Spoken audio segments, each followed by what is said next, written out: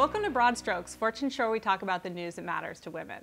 So let's talk a little bit about British Prime Minister Theresa May. She's been in the news a lot this week because she actually started the Brexit process. But before that, she had a meeting with the Scottish First Minister, Nicola Sturgeon, where they were talking about Brexit. They were talking about the possibility that Scotland might leave the UK. These are two really big, important issues.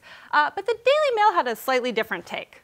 Yeah, I mean, I actually thought that this was really hilarious. I mean, if you read the story, which is actually written by a woman, I mean, the writer's talking about their like pins and their shanks and like the different connotation for how they're crossing their legs, which is totally ridiculous, totally fluffy, and you can tell that it's a joke. And so at first I wasn't really offended by this at all and thought it was kind of like a lighthearted prank. But then there was one Twitter user who pointed out that the last time that the two world leaders of these countries met, and they were both men at the time, the cover of the Daily Mail was completely serious. So it really did make me think, like, why is it that when women are meeting, suddenly this becomes a big joke? Yeah, I mean, I agree that this is definitely like a goofy, silly story.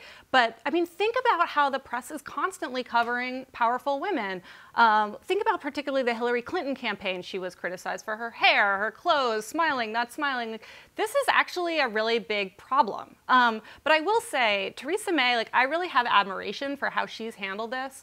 She's well known as someone who cares about clothes and cares about fashion, and she's not compromising that. I mean, she's wearing leopard print shoes here. I mean, I think it's really awesome that both of these women are really leaning into being women, and they're super feminine, and they're not trying to tone that down. And I think that that's definitely progress.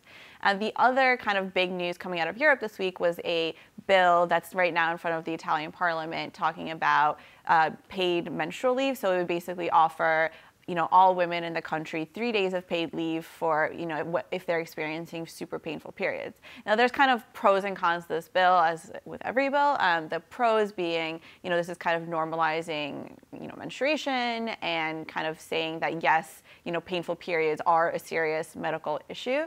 Then on the other hand, some people are saying that it might just give employers yet another reason to discriminate against women. Yeah, I mean, this is particularly an issue in Italy where less than 65% of women work. I mean, that's a crazy stat. So to open the door for employers to say, well, we could hire a man, we know he'll be here every day, or we could hire a woman, she might be out 3 days a month, I feel like it's really dangerous. Yeah, I mean, this is a debate that's super relevant for the US as well. I mean, if Donald Trump, you know, passes a paid leave law, which he's promised to do, and he makes it, you know, only applicable to women, then, you know, a lot of women here are going to face the same kinds of issues. You know, why would you hire someone that's going to be out for 6 months when you don't have to? Yeah, and finally, I just have to say, you know, for years, for eons, for decades, men have been saying women can't do certain kinds of jobs because they get their period once a month, and that makes them unreliable and emotional and all these things. And I just have to feel bad about anything that gives that even just a shred of reliability. So finally, in what's becoming our weekly Uber segment, we should talk about the news from that company this week. So there's a bunch of it. First of all, we found out that in 2012, CEO Travis Kalanick went to an escort bar in South Korea with employees. Then the company released their diversity report. This is something that they've refused to do for years. And then third, Kalanick's ex-girlfriend came out and gave an interview where she basically said her experience with the culture at Uber was really difficult for women, really misogynist, and she doesn't believe that the company can change. You know, first of all, talk about the diversity report. I mean, it's basically on par with the rest of Silicon Valley. I mean, whether it's Apple or Facebook or Google, I mean, they're pretty much all around a third women, so nothing too crazy there.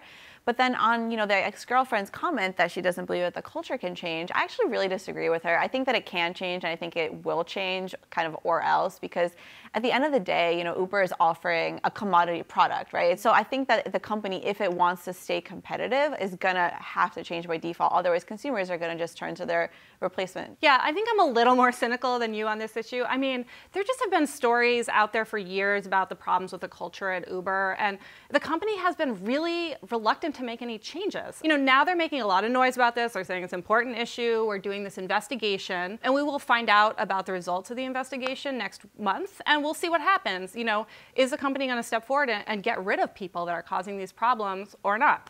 We'll have to see. Unfortunately, that's all the time we have this week for Broad Strokes. Come back next Friday for another episode on Fortune.com.